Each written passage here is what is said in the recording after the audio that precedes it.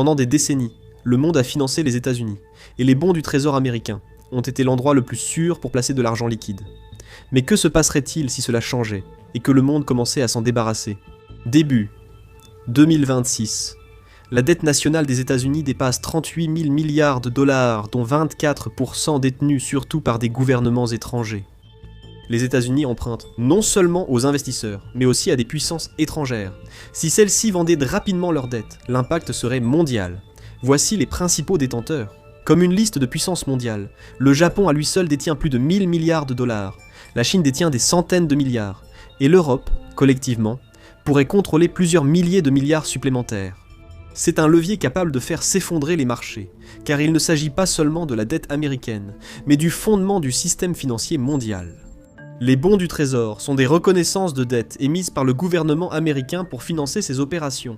Le gouvernement n'imprime pas simplement de l'argent liquide, il emprunte plutôt de l'argent en vendant des titres du Trésor, des bons du Trésor à court terme de moins d'1 an, des obligations du Trésor à moyen terme de 2 à 10 ans, et des obligations du Trésor à long terme de 20 à 30 ans. Les titres du Trésor financent l'Amérique et fixent le coût mondial de l'argent. Leur vente massive rend l'emprunt plus cher partout.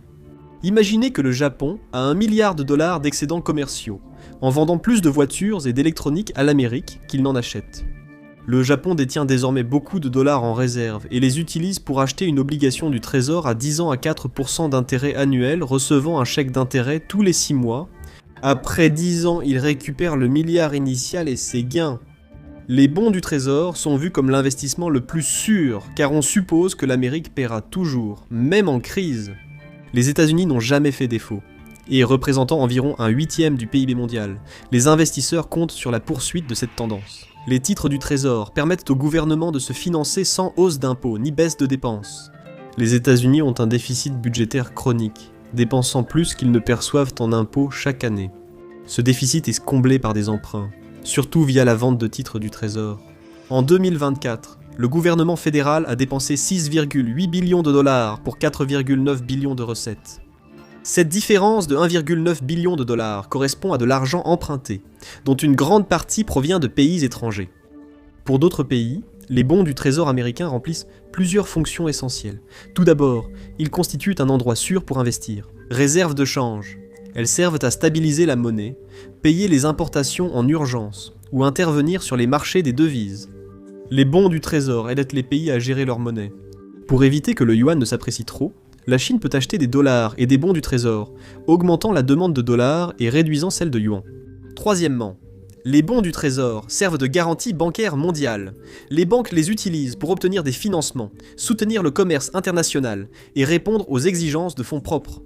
Et c'est pourquoi une vente massive ne resterait pas limitée, elle se propagerait à tout ce que ces réserves soutiennent. Mais l'importance mondiale va encore plus loin que cela. Les bons du Trésor américain fixent effectivement le taux de rendement sans risque pour la planète entière. Pratiquement tous les autres taux d'intérêt, obligations d'entreprise, prêts hypothécaires, prêts automobiles, même les cartes de crédit, sont fixés en ajoutant une marge aux bons du Trésor. Avec un taux à 10 ans de 4%, une entreprise emprunte à 6%, une start-up risquée à 10%. Dans tous les cas, tout est toujours lié au taux du Trésor.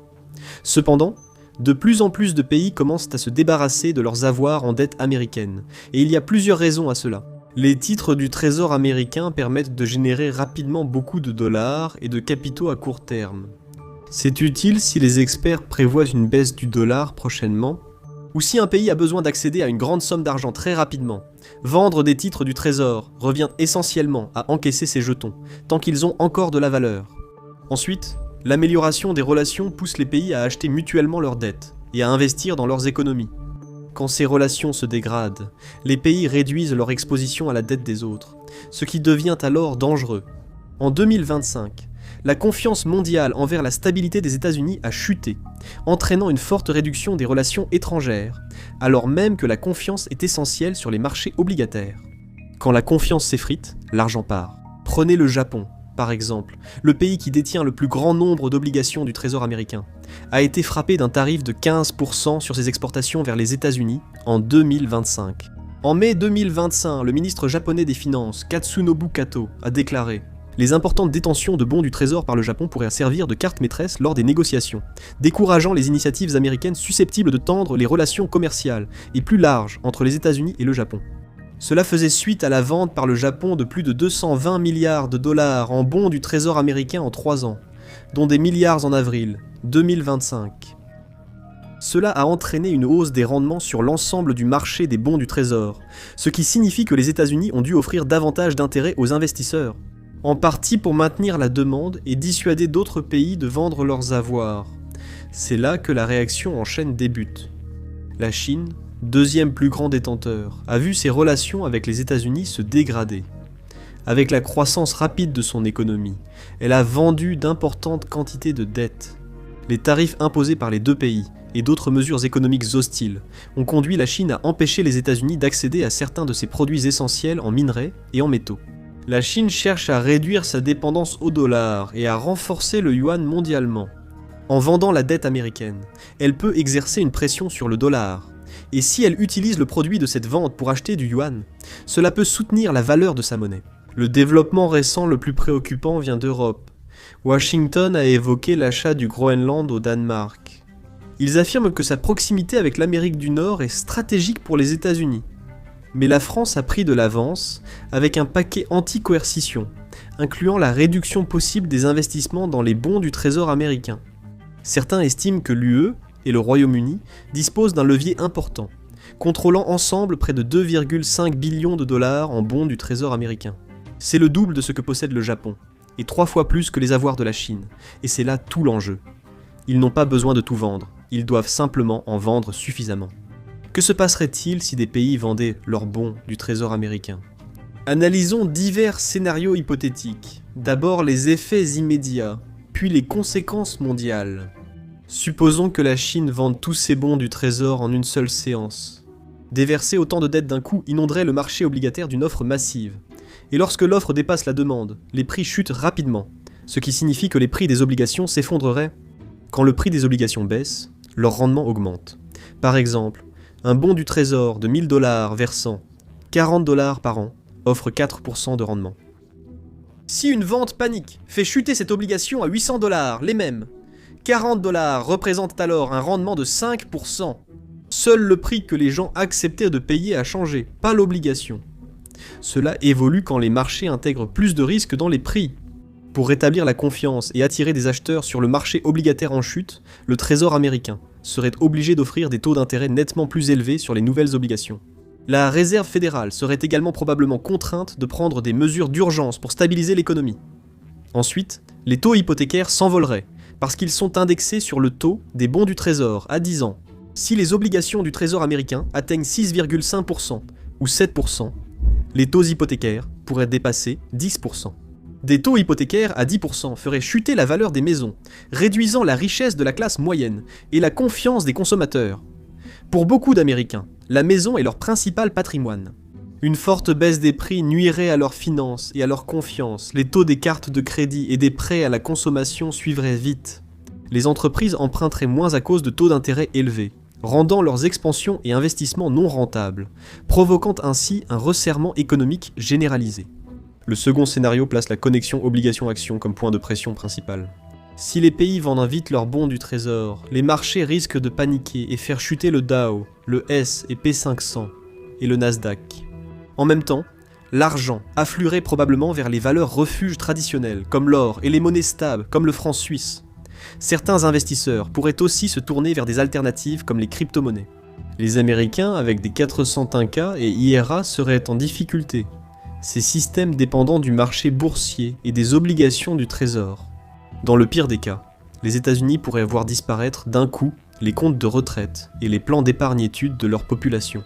Si cela se produit, le pays risque un fort contre-coup politique et social, car beaucoup blâmeraient de l'administration.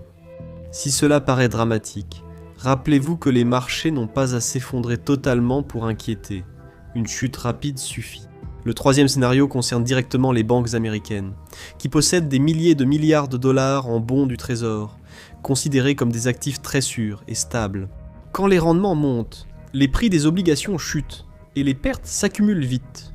L'effondrement de la Silicon Valley Bank en 2023 s'explique en partie par des pertes latentes sur ses obligations, dues à une hausse des rendements bien moindre que celle évoquée ici.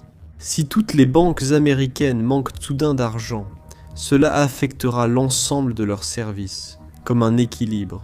Outre les taux hypothécaires élevés, les banques pourraient aussi durcir leurs critères, demandant des acomptes plus élevés et de meilleurs scores de crédit.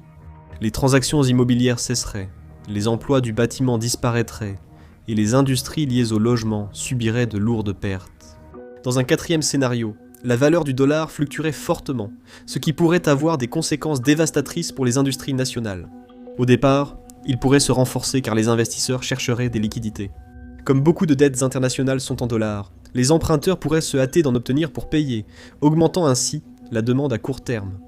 Mais à long terme, la confiance dans le dollar américain, en tant que monnaie de réserve mondiale, pourrait s'éroder, et les pays pourraient accélérer leurs efforts pour se diversifier et s'éloigner des réserves en dollars américains.